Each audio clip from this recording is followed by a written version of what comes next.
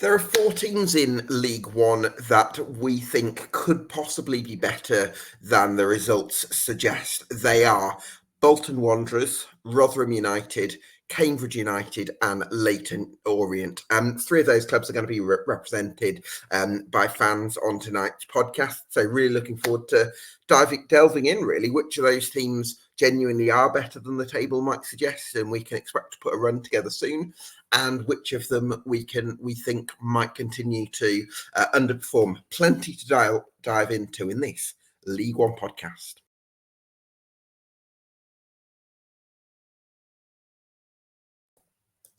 Yes, welcome along to this League One podcast here on EFL Debate. Thanks a lot for watching. Get subscribed to us on YouTube and on Spotify because that would help us out a lot. But for now, I'm delighted to be joined by my 2 co-hosts, Jake Tonge of That Football League podcast, not this one. Can't beat the classics, Jake. And I'm also joined by Colin Yates of the Fanzone podcast of Bolton Wanderers. Good evening, gents. Really appreciate you joining us this evening. Evening. Colin, I'm sure we'll come on to Bolton Wanderers in more detail in a moment. I'm sure we will. Yeah, I'm sure. Yeah, absolutely. But what's your feeling on it at the moment? Do you think, are you very early in the season, I think it's fair to say, are you one of those where, stay calm, Ian Evatt will get it right, the form is going to pick up, you're seeing enough performances, or are you getting a little bit apprehensive at the distance now between Bolton Wanderers and the top of the league? I'm not that concerned about the distance, to be honest. I think we are, we've only played 4 games. Do you get what I mean? It's very easy to get a little bit caught up with the fact that we have got off to a bit of a slow start, but I think we've got the minerals to be able to go on a good run and obviously get higher up that table in probably quite a short amount of time. But something's just not quite afoot at the moment, and it is beginning to concern myself and many other Bolton fans. Something just doesn't smell right. Mm-hmm. I think that's probably the best way of putting it. Yeah, well, I'm sure we'll come on to that later in the podcast. For now, I'm delighted to be joined by Matt Lax from the New York Talk podcast of Rotherham United. Matt, real pleasure to have you on the podcast. Thanks so much for joining us this evening. Always was. We had Mick from the New York Talk podcast on a couple of weeks ago, and it was possibly one of the most confusing conversations about a football team I've ever had. Because and that's not on Nick, because I absolutely love Nick. And we needed subtitles, Gav, didn't we? And everything. It was weird. Yeah, it was lovely to have him on. But it was very confusing in the sense that on the one hand we're talking about Rotherham United. This was before the Huddersfield win, creating so many chances. The volume of shots and half chances off the scale. Surely at one point a team's going to be due a pummeling, and yet we're also talking about a team that's kind of creating half chances, but not really clear-cut chances, and feeling like there's something unconvincing there as well. So I'm wondering if you can shed any light on things. Probably not. Yeah, it's been a weird and frustrating at times start. It's been tough to talk about the podcast at times because you watch a game and you have an idea in your head about how a game's gone, and you say, let's say the Wycombe game when we lost 2-0. And we lost 2-0, and you sit after the game thinking, you're just frustrated. And you look at the stats and think, oh, were we all right in that game? And the stats haven't matched up with performance up to the Huddersfield game. Mm-hmm. The stats haven't matched to the performances. We have, obviously, XG is very, very good, but I can't really explain to you how we've kind of made a lot of those chances. They just seem to kind of happen, whether it's just a kind of hopeful cross into the box or a breakdown in play from the opposition and things such as that. It's been a really, really odd start. I don't think it's helped by a couple of injuries to Sean Raggett and Joe Rafferty. I think not having a specialised right back's really, really hurt us. Mm-hmm. And that's down to Evans and not getting a real backup, but that's the times he kind of chose. So yeah, it's been an odd kind of start. We started with a 3 at the back in the first game. That got sacked off very quickly. We've played 4 at the back since then. Which has looked, for the first couple of games, it looked exactly the same. But then against Huddersfield, we played much, much better, much more style, much more much more of Steve Evans style, I think. It wasn't pretty. It wasn't good to watch. And if anybody watched the Charlton game at the weekend, you'll know it's not pretty to watch. But it was pretty effective, and we had Charlton on the ropes at times against Charlton as well. So I think it's taking time to get there, but it's still, I'm still not convinced we're there yet. So, as you probably wouldn't expect 5 games in, maybe. Mm-hmm. No. Yeah, absolutely. Yeah. Sorry, Gab. It often fascinates me when we talk a lot about kind of the form of teams and how they're performing when we are literally 4 or 5 games into the season. It's I know it's a bit of a cliche, but I do genuinely feel that it's all about 10 games in for me, and that's when you really start to see where your team's going to be at the end of the season. It's not a moot point. It's not unnecessary to talk about. Of course, it's not. But maybe I'm just looking at this from a Bolton fan perspective because we are obviously where we are in the league at the moment. But there's a reason why, Alex Ferguson used to say that, didn't he? You find out where you are after 10 games. And yeah, that's kind of what I'm thinking anyway. Interesting. I mean, Joe Rafferty did come back in for that 1-1 draw at Charlton. Matt, do you see that having an impact for the Millers? 100%. You could see straight away he came in. There was balance there. There was straight away balance. He played. I thought Alex McDonald there, who I don't think is a right back, and then played a Doffin there, who he claimed. I think he's left-footed as well, Alex McDonald. Is he? Oh, that makes sense. That does make sense now. And then he played Hacks there. Hacks is our best attacking midfielder, and he's played him at right back, and it just felt off and it felt wrong. And then Rafferty came in last week, and it was just balanced. He just felt a bit more comfortable. It helped Cam Humphreys look a bit more comfortable as well because he got somebody you kind of trust there in that position. Jimmy McCart's done very well this season as well, surprisingly. Done quite well this season as well. Instant balance in there. He's clearly going to be a very, very good player. And this is without Sean Raggett being available. Yeah, he should be back this weekend. So he's been unavailable as well. So, but then that's for the first 4 or 5 games. And Rafferty's probably going to get injured again at some point this season, or he's going to get suspended or whatever the case may be. We haven't got another right back in the entire squad, a proper right back. So there's questions there under Steve Evans as why he's not brought somebody else in. I know Rafferty, I think, is really reliable for Pompey last year. Mm-hmm. But there's massive question mark because without Rafferty, we look so unbalanced defensively. And he's got that's a huge question mark for me, but that's down to him, isn't it, I suppose. Interesting. What do you think, Cole? Do you think Rotherham United are going to be in the mix for the top 6 this season? Yeah, definitely. I don't think you have a manager like everyone's best friends and not be really. I just think he's just got that ability to be able to galvanise not only a team but obviously a fan base as well and get them all singing off that same hymn sheet. Obviously, it's critical that Rotherham get them kind of players back from injury and start putting a bit of a run together. But he will naturally do what he does best and get all the league against Rotherham, and that will help them get up the table 100%. And they've got too many good players for the level not to be up there come what may, in my opinion. Matt, talk to me about Malik Wilks because it sounds like he's been one of the real bright sparks so far this season.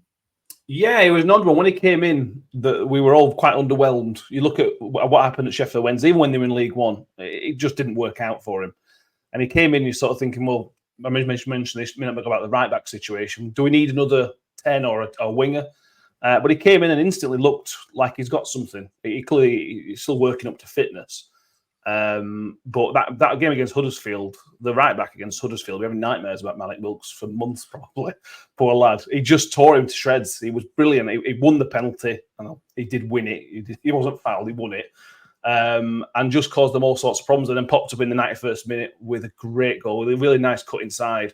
He's playing him centrally. He's kind of playing him as a 10, but letting him just do whatever he wants. He's left wing, right wing. He's just basically given a free role. And I think there's lots of players like Malik Wilks. If you can get a right tune out of him, they'll just be brilliant. And I think that's what Evans is trying to do. Now, whether it works long term is a question. But so far, Malik Wilks has looked like he could be the real deal for us, a real spark. He won the penalty and scored the goal against Huddersfield. And even against Charlton, where he didn't play particularly well, he should have still scored at least one and maybe created another one as well. So he's that X-factor player that I think Evans really, really likes. He certainly did last time with us. you've got to have exciting players. Or Stevens likes to have one or two, not loads, one or two really, really exciting players. And I think Malik Wilks fits into that. So we can stay fit. It'd be great. Don't insult Lasse I'll tell you what, if he's going to turn Lasse Sorensen inside out, then every other right wing back in the league should be absolutely cacking himself because he's the best that the league's got to offer. So if he can turn Sorensen, but I was going to jump in on Wilks, Gab, if I can. When he played for Hull in that lockdown season, he was phenomenal. We were competing at the top end of the league with them, and he was just a difference maker all the time, every week. I think he scored in the game that won him the title at our place. Just a maverick, whether he's played out on the right or he can really play one of those three positions behind the centre forward. And if you can get Wilks, playing as well as he did against Huddersfield a couple of weeks ago, then that's a real weapon for Rotherham. And Steve Evans, when he has that sort of player, I think he did it a lot with Jamie Reid last year. When he got him on a run, we saw what happened with Jamie Reid. And I think Malik Wilks could, if he applies himself, because that might have been an issue at Wednesday, could really be something special for Millers this year. Matt, can I ask about the right-back situation that you touched upon already? Obviously, Steve Evans brought in quite a lot of players, obviously, early on in the window. The budget that you guys are working with, obviously, I'm going to guess that a lot of that was taken up with the amount of players that you brought in, and the calibre of the players that you brought in for the level as well. Do you think that might be the reason why you've not managed to fill that right-back spot? And do you reckon that could be an area in which you maybe go into the free transfer market on? I don't think we'll dip into the free transfer market because Steve Evans has been asked about this repeatedly and said that for him, that right-back's not an area of concern for him, which has been a huge area of concern for us that we can see. Yeah, you've mentioned it already. Yeah. But then what Steve Evans says and what Steve Evans does is often quite two different things. The work early looked really, really good, and I think some of those are still really, really good signs and will turn out to be really, really good signings. But I wonder if you see Evans underestimated the division a little bit, and the teams that came down, the teams that come up. I think everybody else is an amazing business at top end of League One. There's been some really, really good business not early on. So some of those players you might not have signed. Sean McWilliams came in early. I'm not convinced on Sean McWilliams at all yet. And there's a few other players that I'm not sold on completely.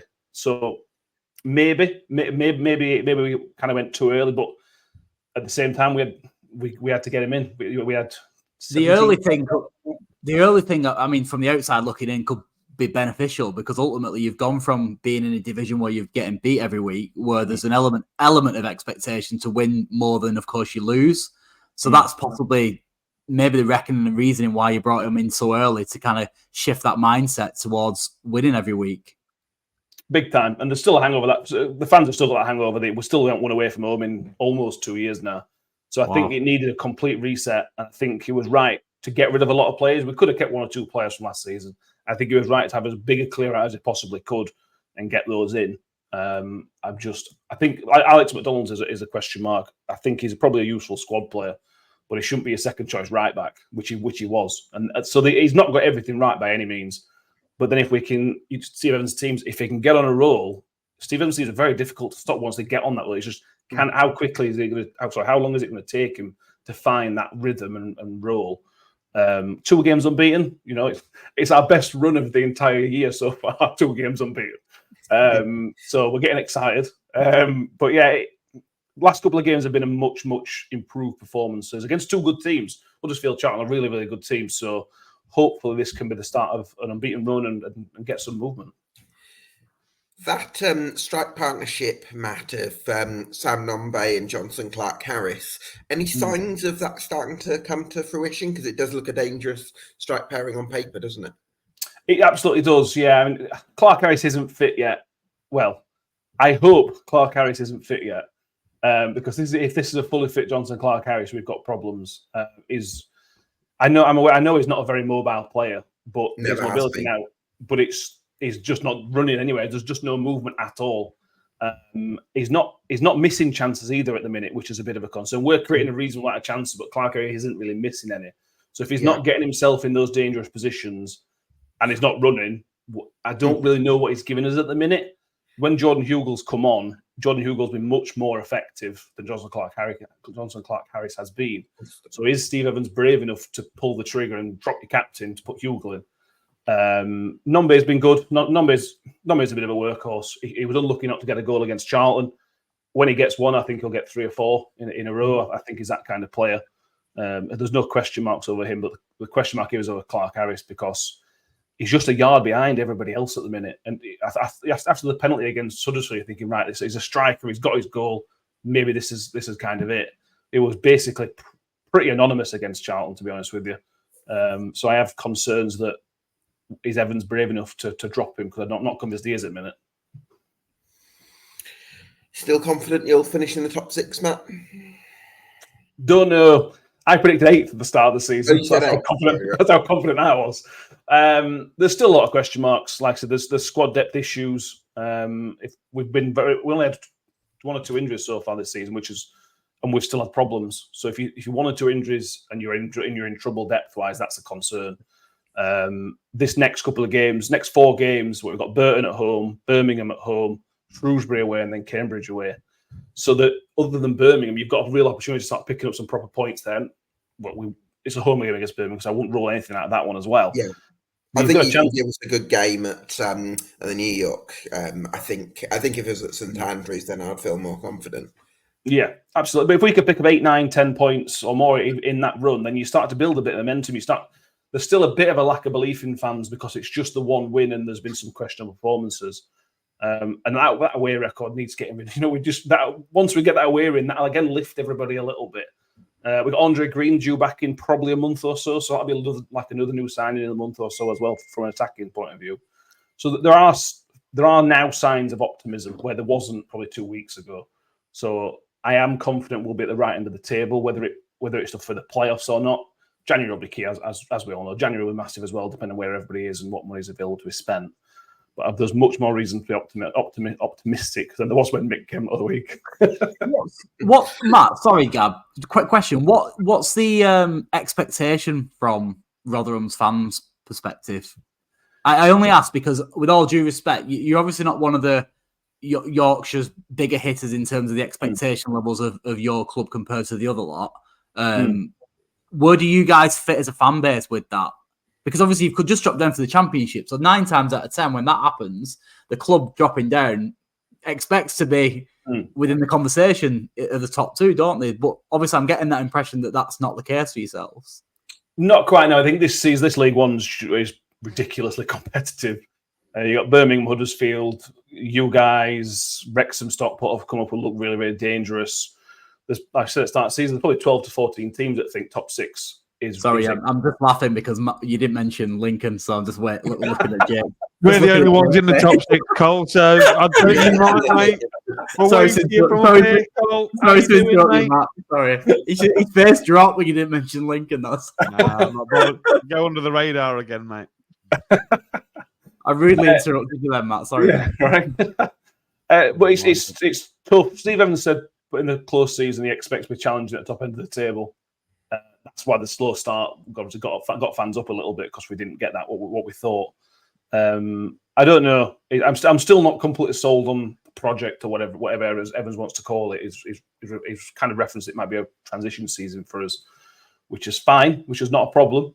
But we'll have to wait and see what happens. I don't know. I'm surprised you bring your point to Steve Evans for a transition season. I would have thought he would be very ambitious about we've got to go all out for promotion this year. He's toned it down throughout the summer. He came in and said we're going to challenge at top end, and then as things didn't go very well, he's turned it into a transition season. He knows what he's doing, doesn't he? It's not his first rodeo, is it? Yeah. Well, listen, Matt, thanks so much for joining us on the podcast, and good luck for the rest of the season, Matt. I'm sure we'll have you on plenty of time between now and then. Absolutely. Cheers, fellas. Have a good one. See you, Matt. Top man, Matt. Cheers. Delighted to bring in Freddie Owers of Cambridge United. Freddie, thanks for joining us. Would you?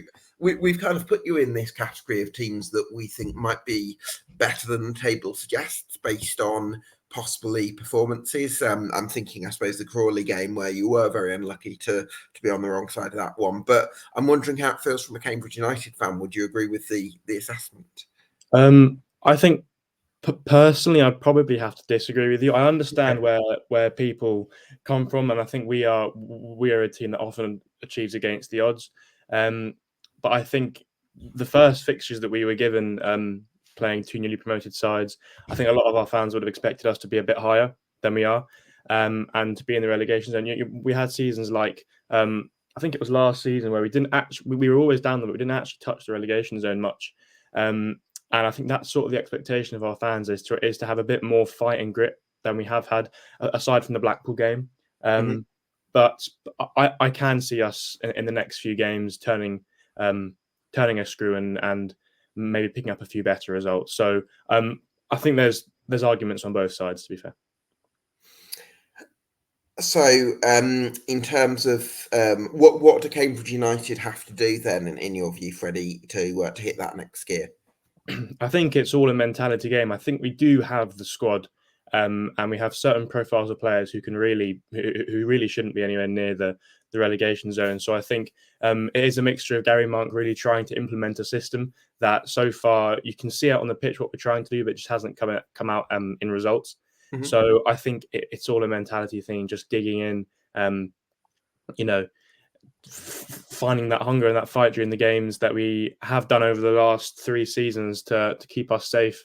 And so far, I just hasn't seen any of that. I'm not sure why, but it's all a mind game for us, I think, because we know that we can do it. I've got to ask you. So go on. No. So say tricky fixture coming up this weekend, I think, as well. To be honest, against Mansfield, Freddie. I watched them, albeit only in the cup, at the Reebok, or Tough Sheet, as you like to call it these days. And they look pretty impressive, I got to admit. It ended in a draw, the game, and they played the ball about pretty well. What are your expectations going into that one? Well, it's an interesting one because the profile of team that Mansfield are is sort of who I'd liken us to over the last few seasons. A team that's come up, has a lot to play for, and are really thriving off of that and getting some results. And they'll be happy with how they've started the season, I think. And so they're going to come at us. They're going to see us as a game that they can really use to get an extra 3 points and help secure that mid-table position that they'd be delighted with. So it's just about knowing how to counter that, because I'm sure that they'll play very attacking. They're going to really take the game to us, definitely not going to sit back. So it's about us really proving that we're not a pushover and that we're not a team that people can look at and go, okay, there's an easy 3 points. So it's up to Gary Monk to set up in a way that's not going to invite them on, because I think if we do, then we might come away with 0 points. I think we just have to set up to really take the game to them on the front foot. I think sometimes against bigger teams that we know are going to bring the game to us, we can set up defensively, and if we master that, then we can hit them on the break. But against a team like Mansfield, I really don't think that we should be looking to do that, because that's when you open the door to them really, exploiting what they know or what they've researched that they can exploit. I think, we have to be on the front foot. We have to set up attacking, positive, use our players to their strengths. We have players like James Brophy who are often a scapegoat for our bad performances, but can really be a perfect transition from defence to attack. Get the ball to him, get him moving up to our attacking players, and as I said, take the game to them and really show them that we're not a pushover. I'm really curious, Freddie, to ask you about Dan Barton, and because he's a young prospect that's come through the academy that's really caught my eye this season, considering he was out on loan. Might have been St Neots last season, step 3 or step 4. I can't quite remember those details, but he definitely really impressed me. And I'm wondering, actually, do you think he should be starting ahead of somebody like Sully Kaikai? It's an interesting one. I think there are some games where Gary Monk will opt for experience, and some games where we can really thrive off of having a player that's got so much to prove. And I've been, as a lot of people, really, really impressed with Barton at the start of this season. And I think that, I have no qualms with him starting at the weekend. I think he's really, really instrumental in midfield, and he really plays to his strengths with the ball at his feet. To combat, I spoke about this last time I was on here, to combat the physical nature of the league. He does it really, really well so far. So yeah, I mean, I'd have no issues with him playing loads, and I've been really, really impressed with him, and hope that he gets as many minutes as possible. As like when it comes to choosing him or a more experienced player, I think that's up to Gary Monk, and we just have to have faith that he that he makes the right decisions. And I don't think that any fan would turn their nose up at him starting, should the more experienced players not really be showing the hunger that we maybe expect, because we know that the young players can do that and that they want to do that because they're going to want that to prove everything on the pitch. So yeah, I think that's always going to be a great option, and he's a great asset to have. Jake, I want to come to you on this because I always think that it can make a real difference for a club like Cambridge when you have a young player coming into the team to bring that bit of exuberance. I think Brandon and Joku has done that at times. I think Dan Barton has certainly done that this season. They've also got Liam Bennett, who didn't actually start at Bristol Rovers last time out, but again made a real difference when he first came into the team and when he returned from his loan spell at Warsaw a couple of years ago. So it can help bringing in that bit of exuberance, can it? Yeah, massively. And you have to remember, when these young players come in, there's not a lot of pressure on them when they come off the bench. No one expects them to do anything. They clearly would have replaced somebody who's played in that position for a number of years before. There's not a lot of pressure, like I say. And also, it's like having, and it will be in Cambridge's massive, having a fan on the pitch, essentially, which the supporters can really get behind. I certainly know, having, we're also a club that bring through our own academy graduates and things like that. You've looked at Sean Rowan, Freddie Draper, etc.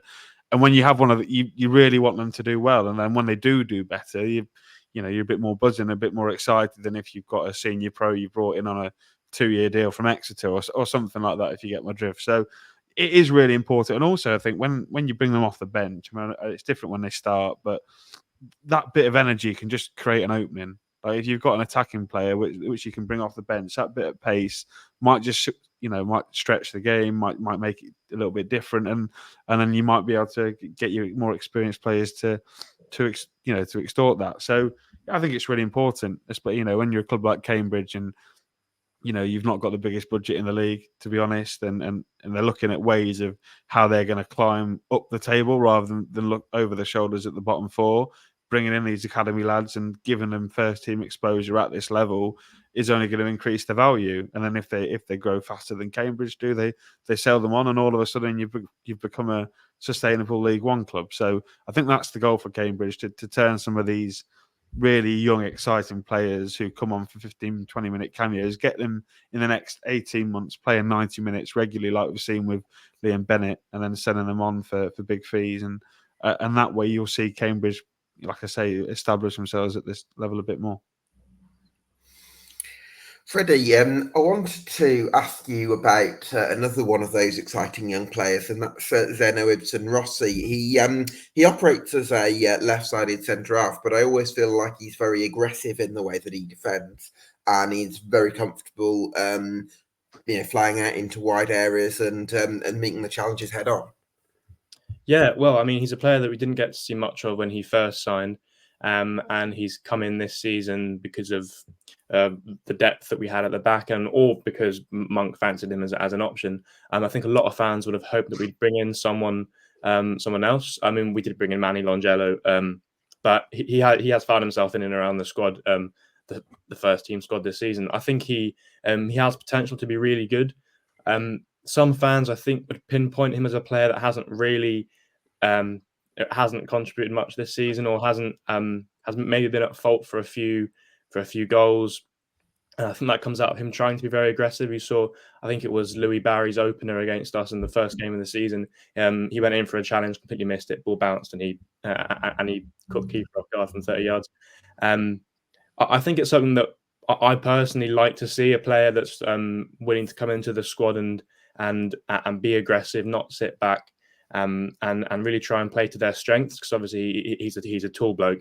He definitely has the ability to win the headers, and it's I think for him it's about having a good string of games in the first team to really get comfortable playing at the level and and then put a few good performances together. Because I do think that with our squad at the moment, it's a confidence thing. So some of these players we do have to have a bit of faith in, and same goes to the manager.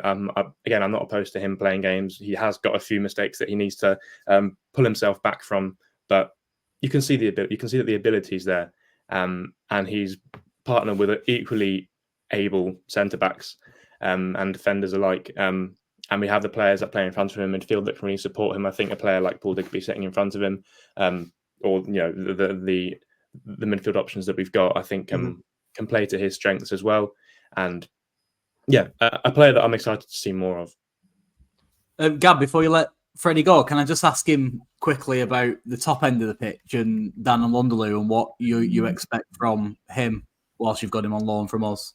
Yeah, well, he's a player that I'd heard the name a lot before. I don't know too much about his history before us. I think our fan base was a little bit let down by the signing, if I'm being honest. But I've always said this about Cambridge United, especially in the last few seasons, is that the players that we've signed that have something to prove have been the best signings that we had. Gassan I had made last season, all the way back to when we signed Paul Mullin a few years ago, and he managed to score loads of goals for us and get us promoted. It's the profile of player that has always worked for us, and I think that he was sort of named alongside a lot of maybe higher profile, more experienced players who would have cost us a lot more and maybe wouldn't have, a player like we signed, I don't know, Gary Gardner, who probably won't see much first team football, and when he plays, if you understand what I'm on about the different profiles of players, I'm very much behind signing a player like an Lunderloo who has just got it all to prove. And it was a bit of a shame that our fans didn't get behind the signing as they should have. He very much has got a lot to prove. He was, has been quite injury prone whilst he's played for us during the short period of time that he's been with us. So, yeah, he's definitely got something to prove. We haven't actually seen either a lot of him, but obviously the best of him as a result of that. Actually, somebody in this conversation now, be Jake, he's probably got a better understanding of his attributes in terms of what he can offer than even myself, even though he's on loan from Bolton. So I don't know whether, Jake, you could maybe shed a little bit more light on Dan for Freddie. Yeah, I like Dan, and no doubt he will have proved himself to the Bolton fans. His only goal for Lincoln came against the lot down the road at Wigan. I really like Dan. In terms of a striker, he's got all the attributes you need to be a success at the level. He's big, physical, quick.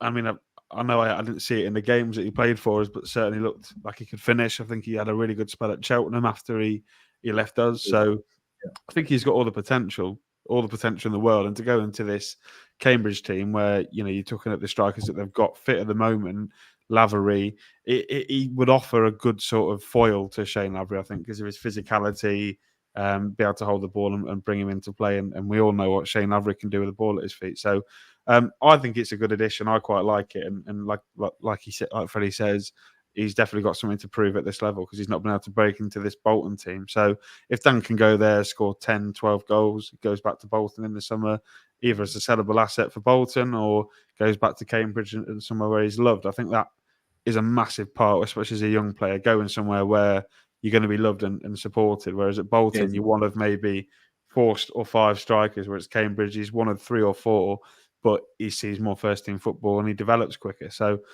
I quite like Dan. I've always been a big fan of Dan. He's not young anymore, though, Jake. He's 25, just so That's you know. That's young, mate. That is young. I'll have you know. Yeah, but I mean... young.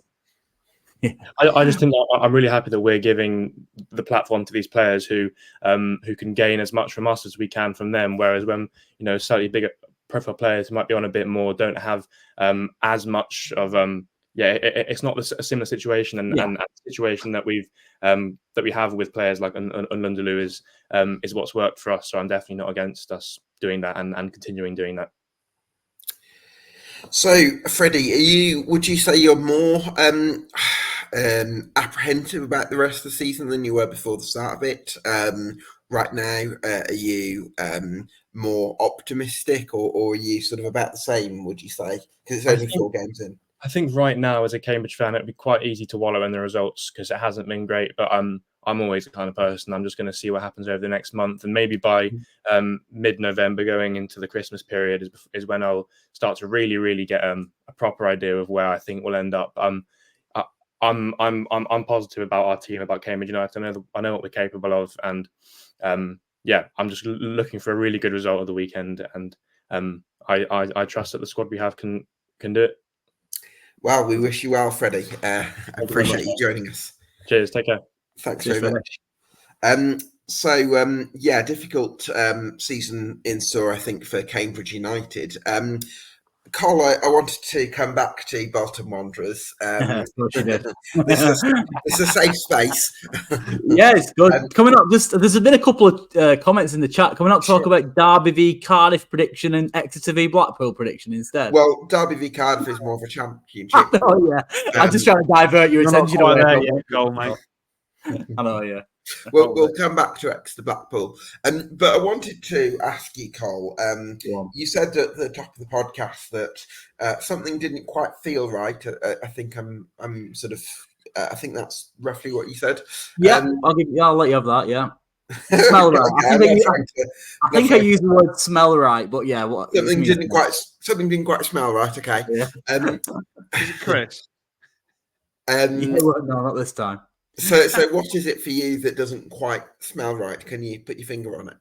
I think it's a hangover from that playoff final. Mm-hmm. Gab, I got to admit, it seems that way. I think it's a combination of that, but also this tweaking formation that Everett has for some reason gone down that particular route and looking to play one with two in behind. The synergy between McAtee, Dion Charles, and Aaron Collins isn't quite there yet. Obviously, with that on top of the fact that we've signed a new fullback at left back, and obviously he is new to the country, getting used to things a little bit. Do you get what I mean? Things are just not quite gelling properly, and I think it's a mixture of both formation, new signings, injuries, and the hangover from the playoff final. And the pressure as well of the fans with Ian Everett. That's not helping the situation at all. Yeah, but how much do you put on a playoff final hangover? Because we've seen it before, especially at this level. Shrewsbury had one, from what I can remember, after they did they lose to Rotherham in the playoff final? We certainly had one. Well, that was kind of after Paul Hurst left and they appointed John Lasky. We had one prior to losing to Blackpool in our playoff final. Now Bolton are slow. Do you put much behind it, or is it a myth? Do you know what, Jake? Yes and no, and I'll give you the reason for why I'm being a little bit sort of contradictory here. I'm not convinced that there's a massive hangover from a player's point of view individually. I don't believe that the heartache of losing a playoff final in May is so massive for players that it's going to directly impact their performance levels in August and September. But I do think that for a fan base, because I think fans and players approach situations differently. I think clubs differently. I think players care, absolutely, but not in the same way as a fan, because for a fan, you've been going all your life. The club is your life in many cases. You care so much about it. For a player, it's your career. Slightly different relationship. But I do think that possibly losing a playoff final can have a big impact on a fan base, and maybe by osmosis that can have some sort of impact on the players. That would be my best guess. I'm not certain about that, but that would be. Yeah, I think it can on a player, especially when Bolton's. It was, and Cole will agree with this. It was quite a unique situation, but they were the favourites to win it. Oxford snuck into the playoffs. In the manner that they did. Bolton have been fighting the top two all season, fighting with Derby and Pompey, mainly on Twitter in Cole's case, but fighting with them on the pitch. But they were such heavy favourites to win that game at Wembley, and I think a lot of Bolton players in the last 4 weeks, and Cole will have been more than I've watched it, I think it just shatters your confidence a little bit. And I know you'll say, "Oh, you've got pre-season to take that out of you," but losing on Or post-season. Pardon? Or post-season, you go on Well, holiday. I don't think it can, especially when they were that heavy. Like, think of a player. Let's put one for example, Rico Santos. Right, he was dreadful in the playoff final. Like, he was, compared to what he'd been all season, he wasn't very good by his standards. I think that his performance that he put in at Wembley and the fact that he didn't guide Bolton to promotion, I think that can have a huge issue going forward, and I think it clearly has, because look at the results that Bolton have had. It's as I said just prior to us delving into it a little bit more. It's a mixture of several different things. Why it isn't purely just the hangover. That's just one of many reasons why we started the season slow. But you talk about personnel. We have let go several players from last season who were in that squad in that playoff final. So I think Everett has addressed that in many respects. Aaron Morley's gone out. Obviously, Daniel Lundalu's gone out. He wasn't in the matchday squad, but he was in the squad, of course, last season. Jack Iredale's gone. Yondadi Bavarson's gone. Cameron Jerome's gone. So he has kind of like filtered out a few of the players that were in that final last season. But your key players, your Baxters, the spine of your team, Baxter, Santos, Sheehan, Charles. Spine.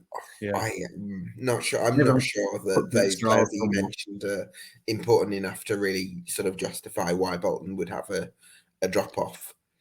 I don't know. It's just an interesting debate, really, isn't it? Yeah, it's a conversation that we could probably pick up after, like I said before, after 10 games. I do genuinely feel that we are so early on in the season, then we can't really draw too much upon that hangover just yet. If we're still in the same position after 10 games, then yeah, serious conversations need to be happening, because then you're possibly too far behind.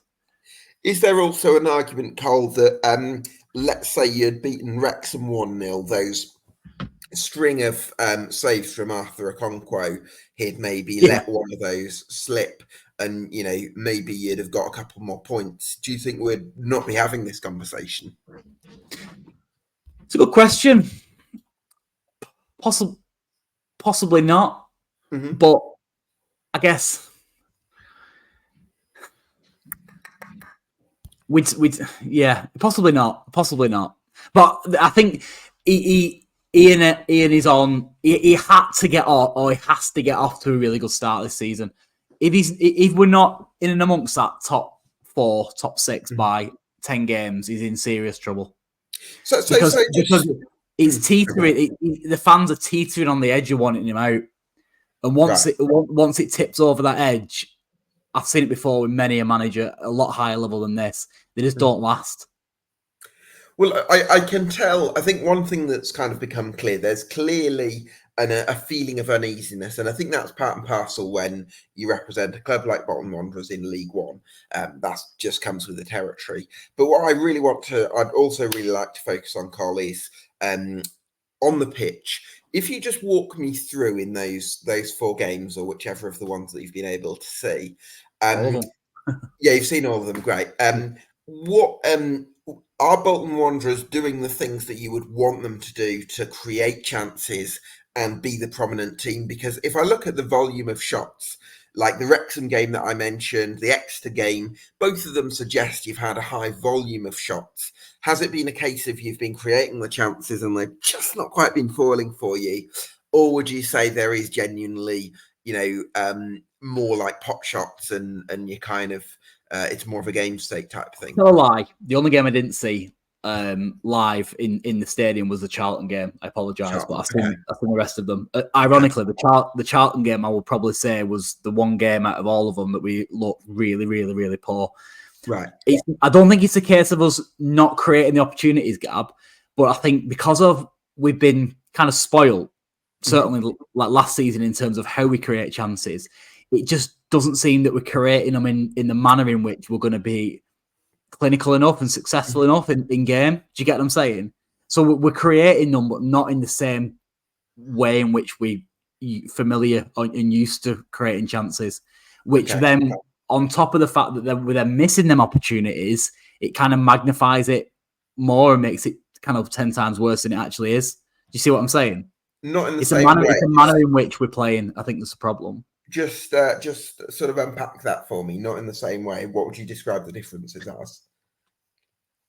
The synergy between the attacking players and the midfield isn't quite there. Okay. That's the best way to describe it. The lads, certainly in the final third, are making passes and making movements and expecting balls to be played in certain places that are just not happening. It's just not connect.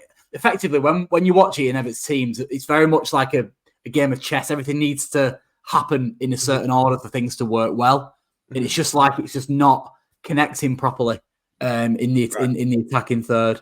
And I think a big reason why that is the fullback situation. He's obviously signed a new fullback that's obviously got a lot of talent, but he's getting used to the system as well. He's getting used to the country. He's getting used to playing. And I think if you had a Randall Williams at left wing back, for example, who knows the league, knows knows what to expect in Ian Everett's team, it might be a slightly different situation. But then is shown to have more quality than he has more quality. Yeah, he has far more quality. You can tell that, which is why he's playing him. I mean, to be fair, Randall Williams has been injured in fairness, so he won't. So maybe it's just a case of being a little bit patient and waiting for things to click. And that's exactly why I said before about the 10-game thing. Yeah. And if we're not where we should be after 10 games, then we've got problems. Okay. Oh, Ian Everett's got problems. Yeah. Okay. Well, maybe I think that's fair. I think it's important to recognise that Bolton aren't quite hitting the levels just yet, whilst also understanding that it is only four games in, and it's a long, small matter of 42 games still to play. So a lot can change, and hopefully things can start to click. Jake, I wanted to ask you for your opinions on Bolton and Orient, because they've started with 3 straight defeats. One of them was against Bolton, who've just mentioned on the opening day, when they forced Nathan Baxter into a string of saves. Very competitive against Birmingham City as well. They've had 3 good performances against the top sides. But then they did lose 3-0 to Shrewsbury just before the international weekend. 4 straight defeats for the Orient to start the season. Do you think, are you starting to get concerned about them from an outside perspective, or still too early in the season? I don't know, because I think a lot of getting concerned and not being concerned is a lot of what you put on the manager, especially in these tougher times. And Richie Wellens is someone that I know I certainly do, and Gav, I'm sure you do, and I know, Cole, you do, have a lot of stock behind Richie Wellens. I think he's a really talented manager. And we've seen at Orient before that he knows once his team gets clicking. Like, there was that run, wasn't there, just after Christmas, where they were playing exceptionally well, probably from the end of December till about the middle of February, early March. They were really creeping up on that sort of that final playoff spot. So we know that this Orient team can do it.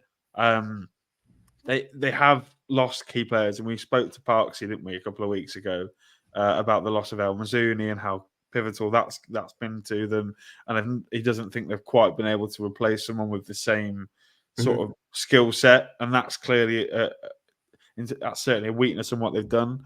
Am I worried? I wasn't worried before the Shrewsbury game. They've played, like you say, Bolton, Birmingham, and Charlton. 3 teams you'd expect are going to be up there towards the end of the season. But they probably could have taken more points from those 3 games. I think they certainly could have got something against Bolton. I think they could have maybe got something against Blues, and Charlton was just Charlton being extremely clinical. That Shrewsbury game has sort of thrown me off a little bit, but then it's only 1 game. And like, you look at the next ones, they've got Reading away on the weekend. That will be a tough game. Stockport, Wrexham as well, Exeter, then they travel to Lincoln. So they've got a tough next 5 or 6 games. And if Orient haven't won by the time we've done with them, then potentially Richie Wellens could Along came Lincoln. Along came little Lincoln. That'll be 10 games, though, Jake. That'll be 10 games, though, Jake, won't it, again? Yeah, will be. There you go. Magic number. I don't know. That Shrewsbury game did worry me, because there's Shrewsbury, and I was listening to not the top 20 boys who are excellent. Yeah, sure. George Ellick said Shrewsbury are by far the worst team in the league, like by far. considerably in terms of attacking output. Defensively, they've not been fantastic either. And to go down 3-0 at Shrewsbury is a concern. But I put enough faith in Welland to get them out of this rut, 4-game rut that they're in. Same like I back Ian Everett to get Bolton out of this rut that they're in. Yeah, you know what I mean. So I don't know. I was concerned on Saturday, but apart from that, I think Orient will comfortably stay up. Gab, they've got good players, good manager, good behind the scenes in terms of the people at the club as well. So, and you're also going to help residents of Rutland to help them get out of this rut that they're in. Yes, we're not far from Rutland actually. Nice. Oakham, Stoke. Perfect. Cole, what did you think of Leyton Orient on the opening day? Because I know you beat them 2-1, but they gave you a good game. Did you see enough? They did. They did. They look lively. They're a good. It's a good club. That I got to admit. It's the first time I've been to Leyton Orient, and I actually thoroughly enjoyed the trip down there, and obviously trip. And in the stadium, it's a nice little club, very friendly, very welcoming. But as far as the team is concerned, they impressed me. I think the goalkeeper let them down that day massively. Yeah, Hemmings, I think. Yeah, he had an absolute nightmare. I think he could have done a lot better with Dion's effort as well in the first half, and then obviously he dropped that for Vic when Vic scored. But they played it about all right. They looked like they were direct when they needed to be, but they were trying to play it about a bit as well, which is obviously always the good combination to have in this division when you're a club like Leyton Orient. But I'd be surprised if they went down, but purely based on that, that assessment of the first game of the season, because they certainly deserve something against those. Yeah, absolutely. I'm a big fan of Ethan Galbraith in midfield for the Orient. I think he's a fantastic midfielder. They've got to try and get the goalkeeping situation right. I think they've just loaned in Keeley, lad called Keeley from Tottenham. But yeah, Ethan Galbraith, Jordan Brown in midfield. They've got Ollie O'Neill out wide. Dan Ajayi back fit for this season as well. Dan Happe at the back. I think they've got some good players there, and hopefully Richie Wellens Not a big fan of that Happy fella though, because he took Lolos out and he took him out for 6 weeks or something like that. Anyway, yeah, so that he took him out for 6 weeks. Yeah, on a day every Saturday for 6 weeks he took him out. No, he crunched him. On the first game of the season, took his ankle off. Mm-hmm. So he's not on our Christmas list. Hoping Lolos can get back as soon as possible. That's another thing with those. Lolos is injured. Mendes Gomez is due back. Do you get what I mean? And these are two players who are playing them 10s and free up the. Yeah, I don't necessarily look at Clyde Lolos and Carlos Mendes Gomez and think, oh my God, they're star players for Bolton Wanderers. But I also recognise that if you want to play 3-4-1-2 and operate with a conventional number 10, then you probably want to have one of them in the squad. Exactly that, yeah. Yeah. All right, gents. Well, listen, thanks so much for joining us this evening. Really appreciate your time. Carl, got some big plans for the podcast this season? Yeah, we have actually. We're actually doing a few other bits and pieces that aren't live. We've pushed out some kind of top 5 favourite moments in the last couple of days, which is something that we've been working on in the background. We've also got some kind of your favourite moment, Cole, was the White Horse final. I'm going grey a little bit on the side. I'm worried by the looks of it. Yeah, there's what was that? 300,000 people there that day. So I remember it well. We're doing some other bits and pieces, obviously, that aren't live. We're doing some kind of cinematic vlogging as well, which we plan on doing this season, which is pretty exciting. Nice. We're filling the content up quite well. It's doing well. We're actually live at the moment, funnily enough, on the preview show for the Huddersfield game. I appreciate your commitment to EFL debate. To be fair, coming over when the Fanzone's on. We've got a big squad. We've invested a lot of money in the squad this season, so we've We've got plenty of cover. It's all right. Don't worry. Plenty of depth. Brilliant. Jake, some big plans for that Football League podcast. Absolutely smashing at the moment, mate. Well, thank you, Gab. It's not the only podcast I'm now involved in either, which is really exciting. So obviously you've got that Football League podcast. We didn't record one last week because one of the lads had some issues, but we are back next week, which is good. the really exciting thing, Gab, that I would like to point you in. Yeah, please. This time next week, you'll have a new Lincoln City podcast called Oh. Here for the Lincoln podcast. Wow.